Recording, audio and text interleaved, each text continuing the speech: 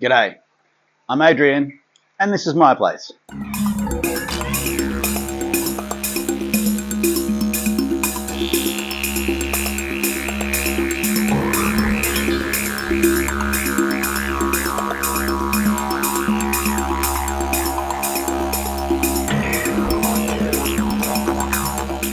G'day everyone, welcome back to the Fishroom. I'm stoked you could join me. I've had a busy day already. It's Saturday afternoon, haven't we, boy? What'd you lose? So what I've done during the week, I've harvested some honey. I've actually had some big dramas with snakes, funnily enough. Again, surprise, surprise. I'll show you through all of that. There'll be a crab tank update. We've got some useful, I think, fish room tips, updates maybe, that you might want to see. Certainly on a plant profile that I've got. And just the typical dramas that we get up to on the weekend. But mostly it's about bio barrels, how I make them, how I use them, how I clean them, and pretty much just my thoughts on them and how I fit them into what is my fish room and ponds and tanks outside. So go and get comfy, because I'm going to talk about fish.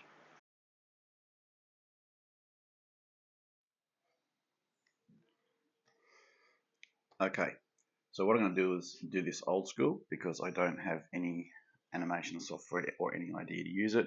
Essentially any barrel or container, preferably vertically longer than it is across this way at the base. What you're looking for is to separate it into different chambers. So effectively you want to have your water from your pump coming in here, and the basic principle is that there'll be, for me, a piece of PVC tube, usually depending on the size, 2-inch or down up to 4-inch pipe that runs from the top of the barrel with the water line. There's an outlet here. So this is the water line. And then the principle is the water goes to the very bottom of this barrel. And then once it gets there into what is then a settling chamber, I like to keep it probably a quarter of the distance between the water line and the bottom of the barrel. So I will put something in there like a milk crate. And the milk crate, Zig, stop it, I'm drawing. The milk crate, or a couple of milk crates, depending on the size that I've built, to actually have this void space in here, and it's a settling chamber for the water flow as it comes around. There's an outlet, it's actually on this side for most of them, and this is used to drain this area when you clean the system out. On top of here I put large boulders, varying shapes and sizes, etc. And then I try to get a layer of at least 3 rocks deep. On top of that, I would then have smaller rocks, again varying sizes, shapes, all that sort of stuff within the range, the size range that I'm looking for, because you want the water to be pushed through as many of these layers as possible in your bio barrel. So that's where here size change. So from here, it's actually up to you what you decide to do. Sometimes I like to put bio barrels or the bio balls that come in filters and so forth. I've got so many. I actually like a layer of that through here because I think it provides quite a decent void for bacteria to live in. And then this last bit here is all of the fine smaller rocks to, again, the size of the barrel that I'm building. I would actually have that. So the principle is water comes somewhere from a pump, depending on whether it's in your tank or pond, either or, doesn't matter. And then what happens is it flows through, down, swirls around the void, all the large sediment stays in here, and then just the force of the water coming through, finding its lowest point, obviously, at all times, it's going to flow this way. And what happens is is it filters through all of these different size rocks. All of the particles get caught all the way through. The bacteria that's living in these areas then eats and feeds off of this mulm and all of this other stuff, gets through the very finest particles, and then by the time it hits this spot here, it's pretty much crystal clear. I would say drinkable in most instances, and then it flows back out into your system however you've got it set up. If it's a pond, for example, then your pond would be in here, and this is where the water would disperse through a waterfall or something like that.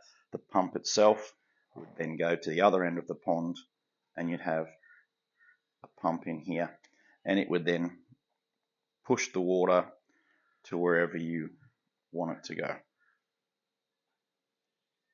So that is my old school version of a bio barrel. So what does the bio barrel look like in operation? Well, this is my fish tank, my goldfish pond. It's not so bright today, so you might get a better shot of what's in there. Now, I don't remember putting swordtails in here, funnily enough. Probably came in with the plants, but I have a really nice group of mixed swords in here, as well as the goldfish, so I'll feed them. So I've trained my goldfish to come out when called. Oh, there's the big black one.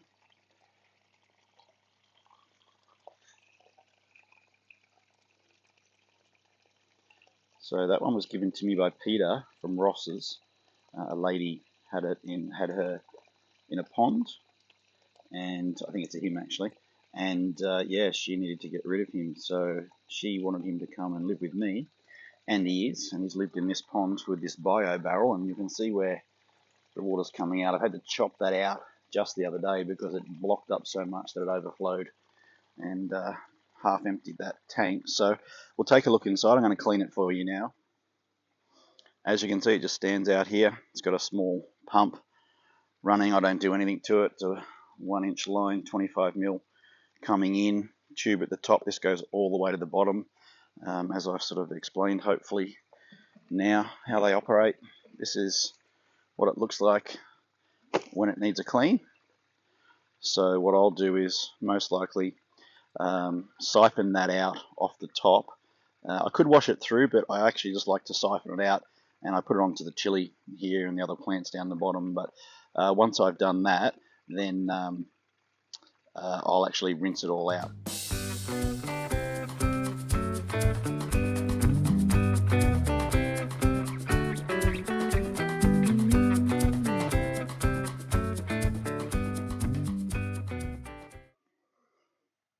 Okay, I've turned the pump off and I've siphoned most of the stuff out. That stuff I'm going to smash up now with some water going in. And the aim is to get it now to flow backwards, down through all of those multiple layers, getting larger at the bottom, and then out of this tap right here. So I've had to do a bit of pruning to get in here. I would say I do this twice a year. So let's see the colour of the water now as it comes out. Which way does that go? Oh, it's tight. There we go. Yeah, look at that.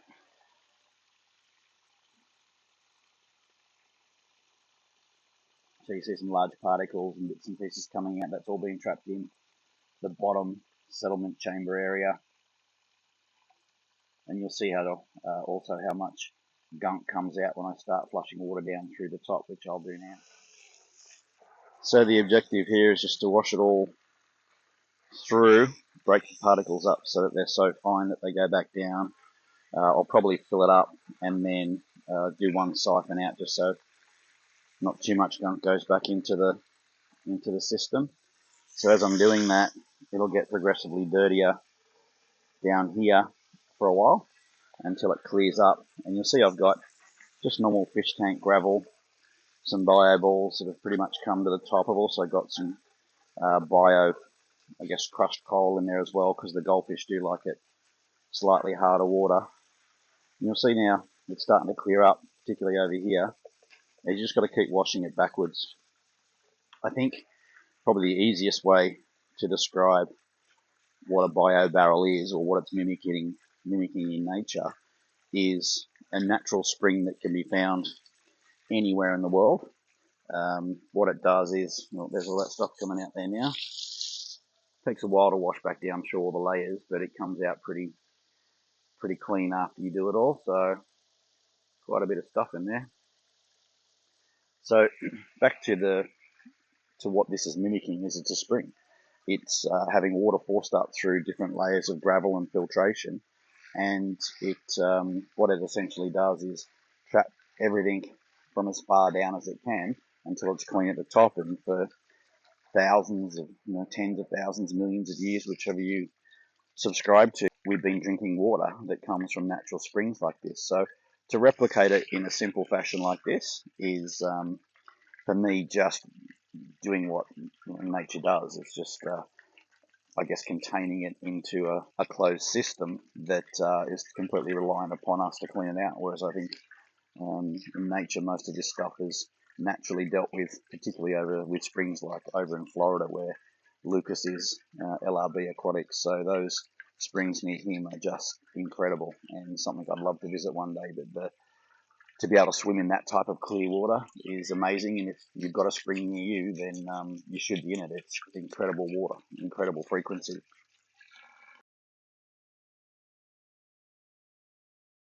So if you haven't looked into this topic before, I think it's an excellent exercise for you to do so. It's a principle that I put in place in my fish room for sure. This is based around the work of Dr. Masuro Emoto, and he is a Japanese scientist who, when was identifying and studying water under a microscope, noticed that when he took the first vial from the assistant, he said nothing, and then the water crystals were what they were. And on the second occasion, he said thank you, and the water crystals changed, which led to him looking through all of this as far as a scientific fact, which of course was most likely never going to be the case. But the reality is, I do say I love you to my water before I drink it. I do say I love you to my fish and the water, and it does carry a frequency. And I have been known to dance and sing in the fish room on occasion, but there is no footage of that at this point in time. Now we're getting down to the good stuff. It takes a while for it all to wash through, but as you can see, it certainly takes all of the gunk out with it when you flush it through this way. Okay, so the water's flowing pretty clear. Still a few chunks coming out, but I'm okay with that. That'll break down now that it's been cleaned out predominantly.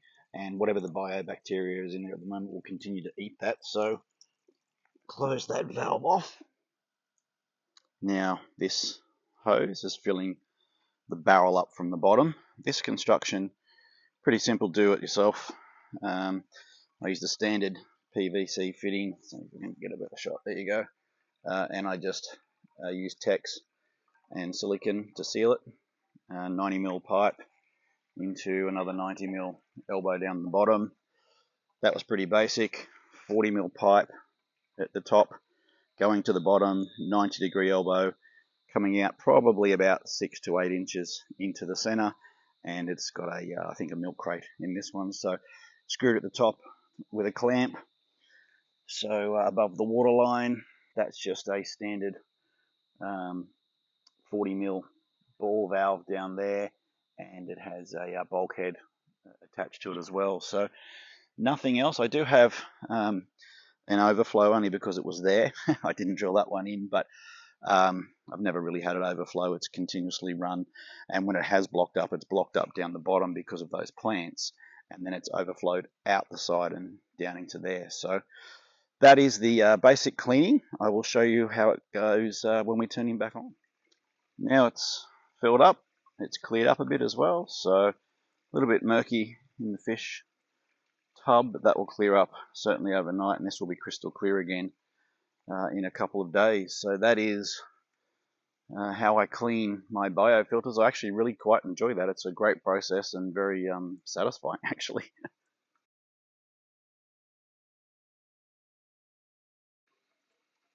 One last thing before I go. I'm actually considering, this is as an idea, of putting fly screen over the top of this so it's sealed completely, and growing high flow plants in there. So stuff like Bucephalandra and other things, so they'll be growing outdoors, and then also have the high clean flow water coming through with heaps of nutrients from these guys in here. So if you do one of these outside, that's always an option. Fly screen, make a lid of some sort. You could even just put the fly screen over and run an ocker strap or elastic strap around it, and then that'd be sufficient. And then grow your plants inside there, slightly shaded, in full sun, high flow, beautiful, high nutrient water.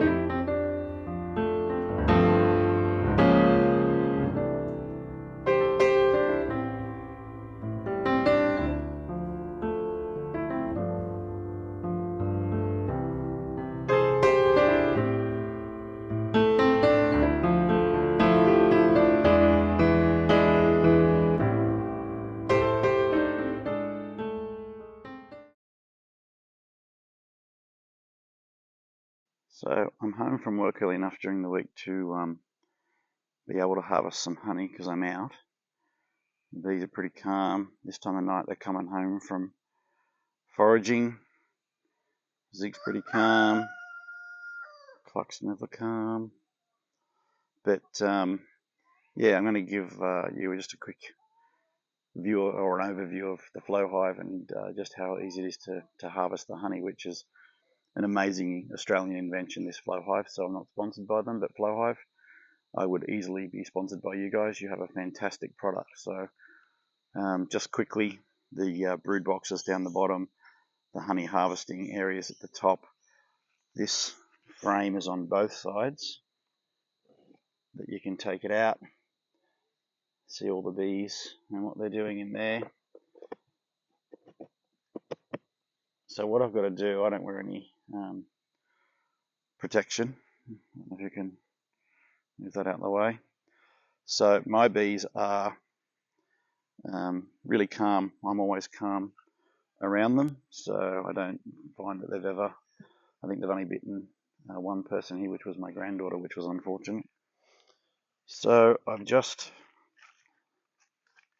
undone the roof. I'm going to take the roof off and I will see you from the other side of the fence. I beg your pardon?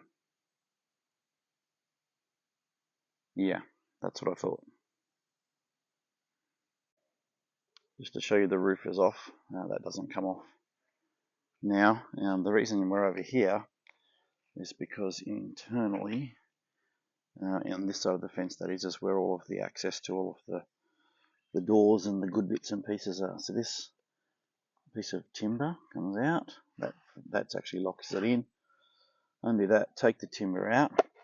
This goes down to a set of interlocking. I'm taking this off my mate's over there because it doesn't have any bees in at the moment because I somehow lost mine. So it's locked in there, locked in place. So then you've got the honey chambers where the bees obviously deposit all of the honey. They put all of the wax over the front of it. And what happens is I'm trying to think which ones I did last time. I think I need to do the middle one this time. Put your tub underneath it. And then this frame here is the one we want to harvest. So I undo that, take the top out of there. Then I have this key, the silver key, long piece of metal. And what I'm going to do is slide it in. I slide it halfway first and then twist it. And that opens up the frame. Then I go all the way in. like so.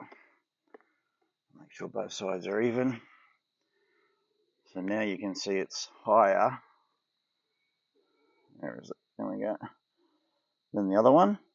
So what's happened is it's cracked those little capsules in there without hurting the bees. It takes them off on a diagonal, and then what happens is the honey flows down and out, which I will show you in just a second as soon as it starts coming out. So it doesn't take long, and then you'll see it starts to flow out pretty quickly. And then this will go all light. You can see at the top there it's starting to drain from the top, and it takes anywhere from, well, depending on how cold it is as well, but 30 minutes to sort of 45, 50 minutes, I guess, has been the longest it's taken. Wintertime slower, and I usually only harvest one frame at a time, and that will get me somewhere around 3 kilograms ish, maybe a little bit over, of honey. So I can weigh it today and find out how much I got. It'll be on the screen right now. I love this time of day. It's the best time to come and harvest honey. Looks like we've got some fruit. I think they're mandarins. Going well there. And we're just waiting for this one to fill up, and then pop the others under there as well.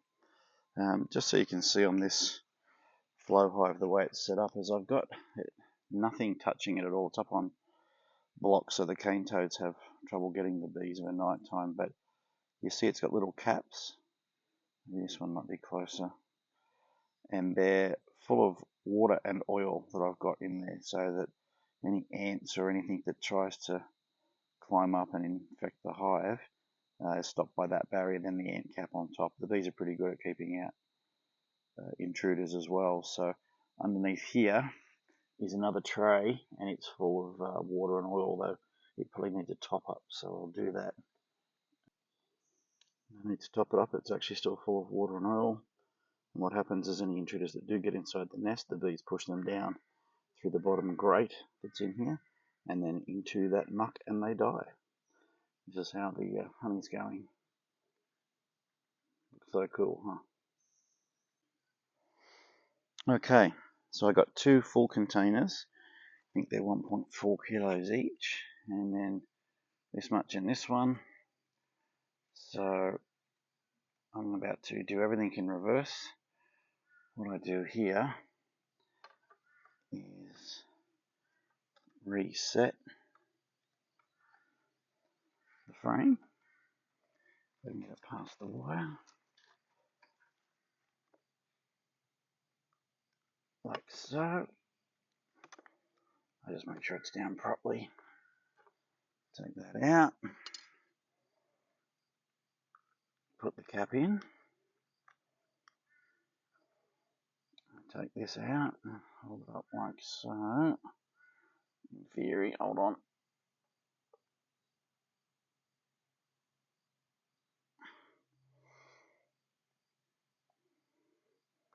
There you go, cap's back in. Drain what's left of the tube out, and then this is the honey I use first.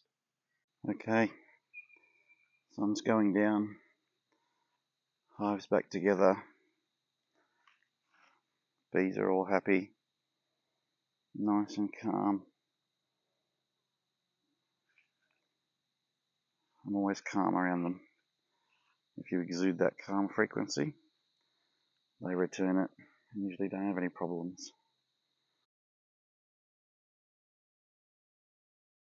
I thought I would show you this guy, yet another snake. He is been captured near the aviary again, so they are plentiful here. This guy has been reasonably feisty, to say the least. Zig, he will bite you, boy. Zig, out of there. No. Come on, move away. Move away. He'll bite you. So, if I can... hello. I'm not going to hurt you, but you are going to have to go and live somewhere else. There is no doubt about it. Yeah, he'll bite you, Zig, don't.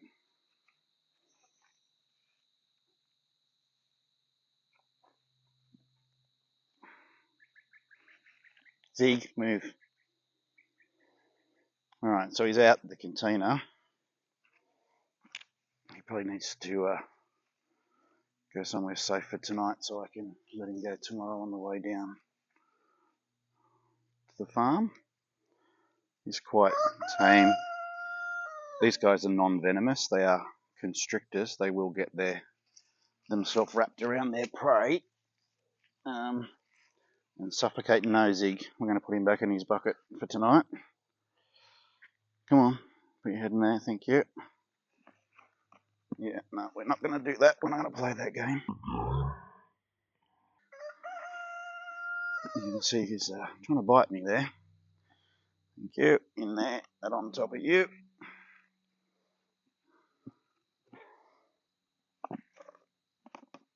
Now I got you. So, he's a bit feisty, but he's going to go live a very long way away from my farm. There he is. Yeah, I agree, Clock. You are no longer welcome here, my friend. Another day, another snake. You can see here's how I go. Trying to get a cockatoo. See if I can get a shot of him in here. Oh, yeah, there he is. He is a big boy. They're obviously all hungry, so not quite sure how I'm going to get him out of there, but he's had a good go at a cockatoo. Hasn't he, Zig? What do you reckon? Alright. See if we can get him out. Come on, keep moving. Come on.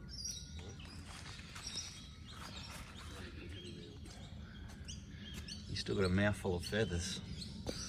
Come on. Come on. Come on, you. Out you come. Come on. Come on. He doesn't want to go. He's being a bit difficult and aggressive. Yep. Come on. Out you come. Keep coming. That's the way, come on. Keep coming. Is that bucket ready? There he is. Just hanging down. Come on. Come on. It's hard to do this one-handed. Come on. I'm gonna grab that for a sec.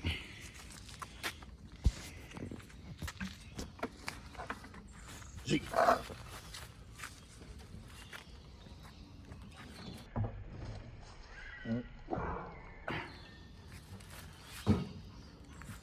on. Got him.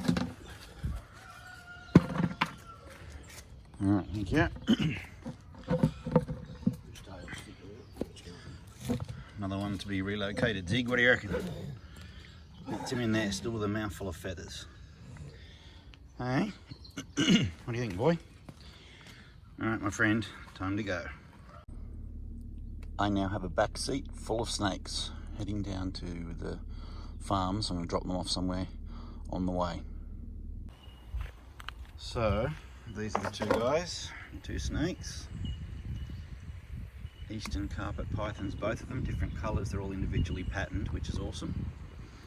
And they are going to go into this area under the bridge, and there is a heap of birds, quails, finches,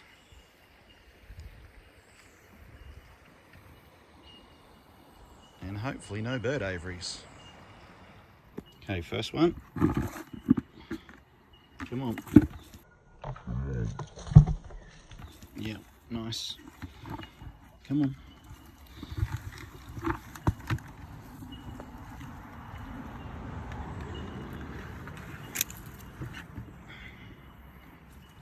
So there's this one. Off under a log straight away, or a rock I should say. He was quite feisty, this one. He was feisty. He was the one that had all the cockatoo feathers in its mouth. Come on, my friend. Somewhat larger. So we'll just grab you out of here. And this is him here, heading off into the same rock area. Good luck, my friends.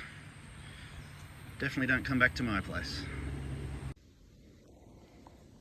Just at work clearing some stuff up at the moment, and I thought I'd show you that you need to be pretty careful every time you move stuff. There's a couple of red-bellied black snakes. And these guys are venomous. Quite venomous, actually.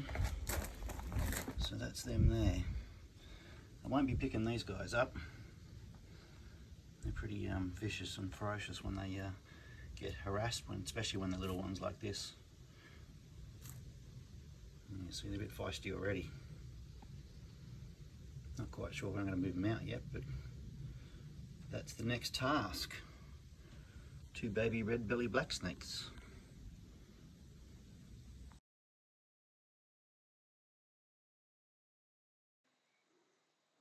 Okie doke. So this one is my Franken filter. It was actually turbocharged. So obviously 2 garbage bins. Only had the one discharge outlet on this one. This was the bio barrel, smaller version of the one that I've already shown you. It went through a couple of machinations, this one.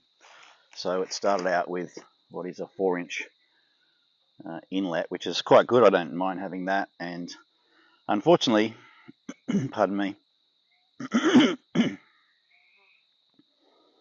it was too much for the 90mm connection. This was obviously joined. This was underneath the 8-foot tank, and it was where the FX5 was, and it was like a pre-filter to the sump. So I had to cut this extra overflow in. You know, typical plumber, lots of silicon, lots of tech screws. But this is the thing that I want to get back to, is that I had a moving bed filter. So with all the K3 meter, you can see how much is in there. There's a ton. So what would happen is I had massive air stones. I think they're silicon to the bottom, like really big ones, flat ones.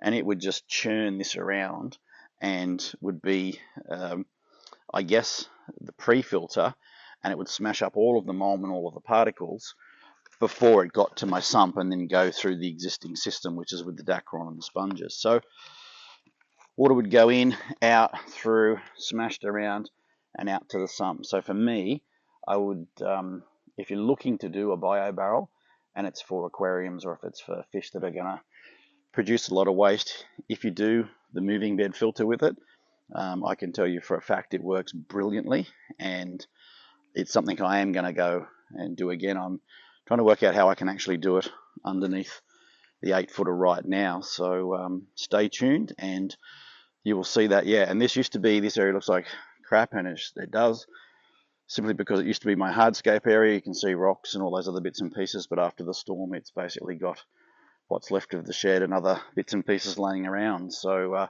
yeah, the Franken filter, that's where it lives until I can replace it.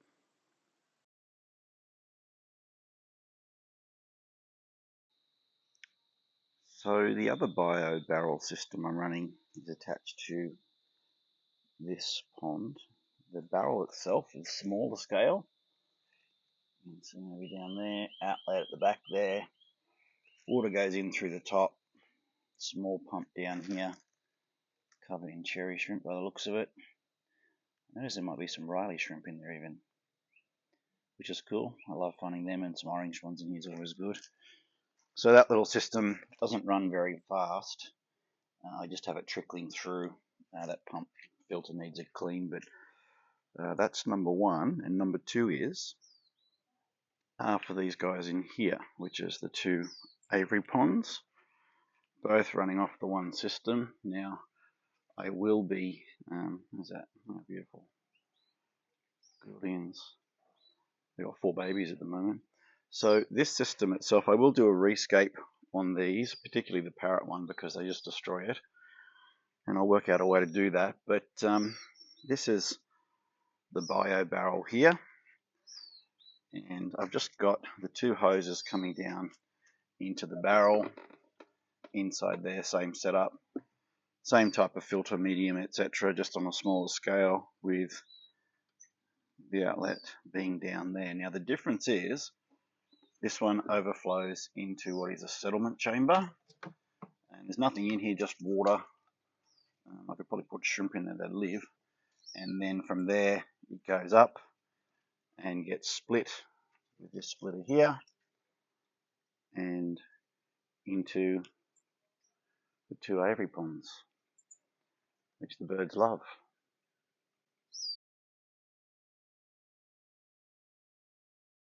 These guys are always in my backyard, and I'm supposed to be showing you about the future project, but it's just cool to watch them out here. Zeal chasing, of course. Anyway, the future project is this. So this is possibly going to be set up for turtles. I might be getting turtles.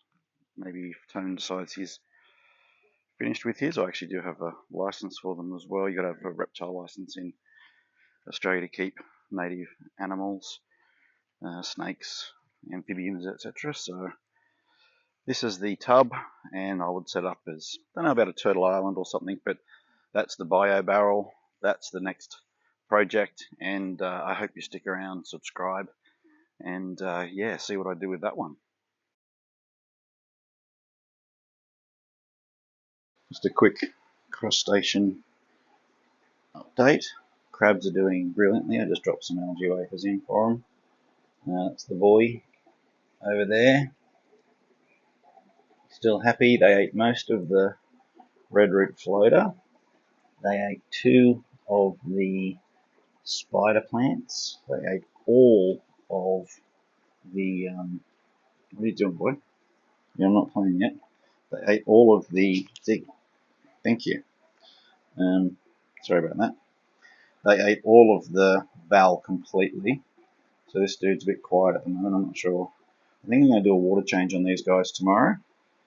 And of course Bluey, I just dropped an algae wafer in somewhere. Oh, it's still floating. It's unusual. So we'll just get that down. Alright, so breaking Fishroom news. I just got off the phone from speaking with Nick, who's just got back from the States last night. Really nice of him to give me a call, an update, and say how keen he is to come and visit the room again, which is just fantastic. I love to have him here. The thought occurred to me both this morning and then whilst on the phone to him that I want to know what his tour was like. He's done this amazing tour of of the #1 people and fish rooms and everything within the US. So for us, I want to know what's going on. So I thought you might want to know what's going on. So I asked him if he would mind if I come up and did an interview for my channel, because he's always going out and doing interviews. He's always actually being the one behind the camera, and I think it would be really cool for people to learn a bit more about him, who he is, what makes him tick. He's a cool guy, and I'm really looking forward to that. So if you are, please subscribe, please hit the notification bell, because it really helps me out. Likes, comments, I try to answer every single one of them. I greatly appreciate it, and I really want you to see this next video. Thanks, guys. Back to the scheduled program.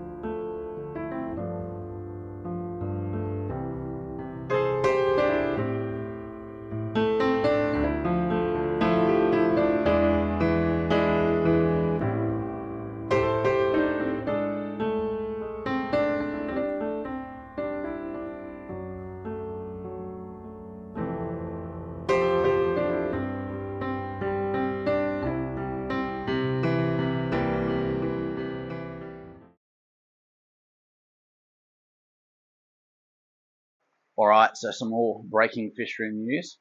Just as I was doing the walk around to film some B-roll to put together for the babies update, I noticed up here in this tank a whole mess of babies, which I'm going to show you now.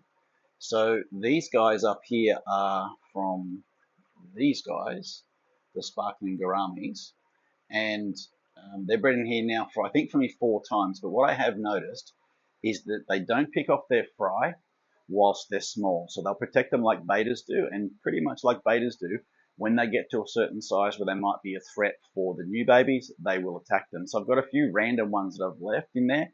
I haven't had a huge success as far as raising them is concerned. So today, what I'm going to do now as a necessity, as happens in the fish room, is take those guys out and set up one of these trays over here for the fry rack. So I'll give you a quick look at how I do that. In fact, I'm just going to quickly rinse it out. I'll show you right now. Is that it's just the dirty tank tub water from how I've had it previously. I'm just going to give it a quick rinse, leave the sand in there. I'm going to leave as much of the fine mulm and bits and pieces in there. These guys probably need green water. I'm not sure if I've got some, but I'm going to use some of Nick's bug buffet and basically milk the water up with that, which I know for the other fry has worked. So yeah, let's get into it. I can't wait to get these guys into this container.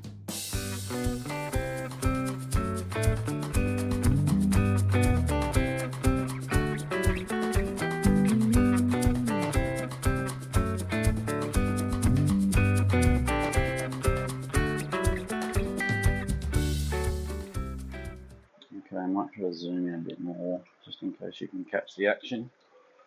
So, I've got to try and pick the spot to get these guys in, but I need to be able to get the depth to do it. Oh dear, okay, I need the other jug.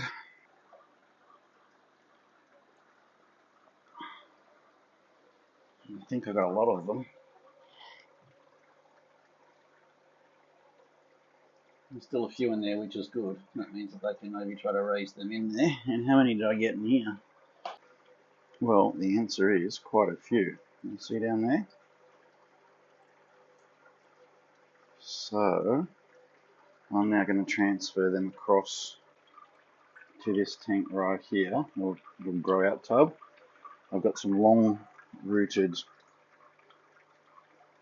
frog bit in here. I've got some sawasatang there, some sawasatang there, and some sawasatang there. So if you notice, I've got barely just a dribble of flow coming in, broken up by the sawasatang and the rocks, and then hopefully there's a few little islands and bits and pieces for them to hide in here. Still a bit of mulm and stuff in there. I've got some snails in there too. So that is, yeah, hopefully going to work out well to grow these little guys out. So that was an unexpected pleasure in my fish room today. How cool. I don't like putting duckweed into any container, but this one I'm going to put up with. Here you go, little guys. Did I get you all? I'll give that a rinse just in case. It's so small. Oh yeah, there's a heap in there. Look at that. See if the camera can focus in. Crazy.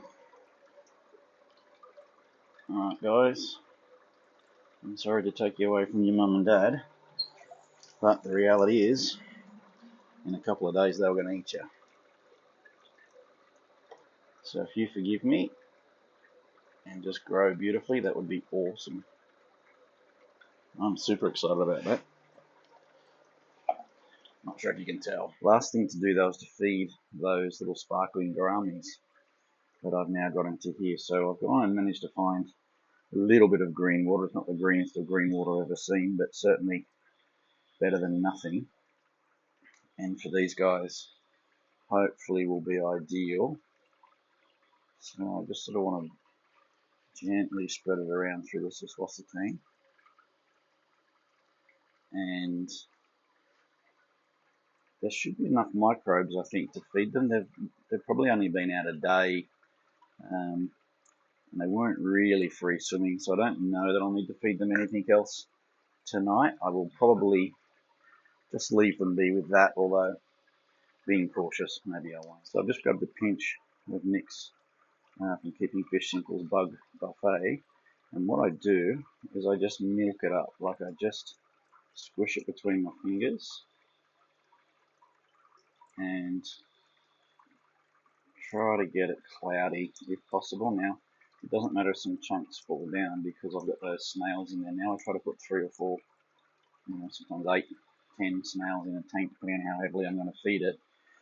But I've done all I can there to keep those guys alive. So tonight will be their first night of eating, I think. So we'll see how they go, and then tomorrow we'll just continue on. So the green water, I don't know, I might stick that under a light for tonight and see if I can crank out some more life in there for tomorrow. But anyway, that's it. Okay, well, that's another weekend done in the fish room. It was a long one. There was a ton of action during the week and throughout the weekend. I hope you enjoyed it. Outtakes are at the end as usual. There's a few. So I really do appreciate you spending the time watching this stuff. It's great. I can't wait to do the interview with Nick and just show you what else is going on around this place. It keeps me busy. So thank you so much for joining me. I will catch you next week. Bye for now.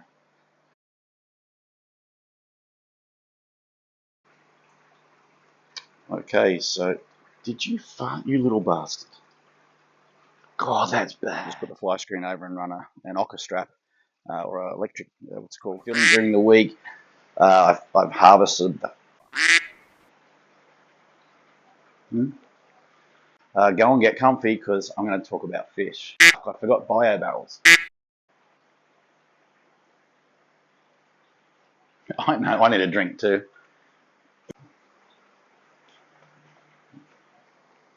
Let's go again. G'day everyone, welcome back to the fish room. Yes, so look forward to that, please. If you want to see this afternoon today's video, well, I'm actually going to go through. See, I shouldn't put that down there because I've got to read from it.